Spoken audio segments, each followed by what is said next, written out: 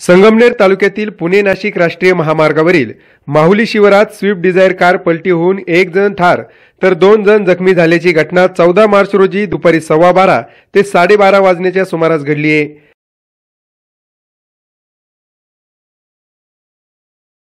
अण्णासाहेब भाऊसाहेब मोरे वय वर्ष 55 राहणार पिंपळगाव कोंझिरा तालुका संगमनेर असं ठार झालेल्या व्यक्तीचं नाव आहे।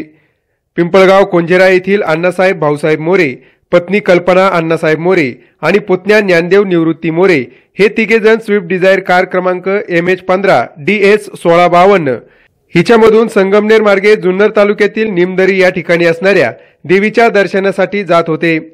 14 मार्च रोजी दुपारी 12:15 ते 12:30 वाजेच्या सुमारास पुणे नाशिक राष्ट्रीय महामार्गावरील माहुली शिवारात आले असता त्याच दरम्यान त्यांची स्विफ्ट डिझायर कार 2 ते 3 पलट्या खाऊन महामार्गाच्या कडेला असणाऱ्या शेतात जाऊन पलटी झाली आहे। यावेळी मोठा आवाज झाल्याने आजूबाजूच्या नागरिकांनी अपघाताच्या दिशेने धाव घेतली। कारमधील तिघांनाही जबर मार लागला होता। अपघाताची माहिती समजताच घारगाव पोलीस ठाण्याचे police head constable Sanjay Vikhe यांनी घटनास्थळी धाव घेतली। काही जणांनी दूरध्वनीवरून संपर्क करत रुग्णवाहिकेला घटनास्थळी बोलावले आणि जखमींना रुग्णवाहिकेद्वारे औषधोपचारासाठी दाखल करण्यात आले।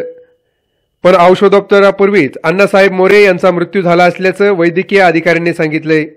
या अपघातामध्ये स्विफ्ट डिझायर कारचा अक्षरशः चक्काचूर झालाय। या प्रकरणी घोलेवाडी ग्रामीण रुग्णालयाचे वैद्यकीय अधिकारी यांनी दिलेल्या खबरीवरून शहर पोलिसांनी अकस्मात मृत्यूची नोंद केली आहे। प्रतिनिधी नवनाथ गाडेकर, माय न्यूज, संगमनेर।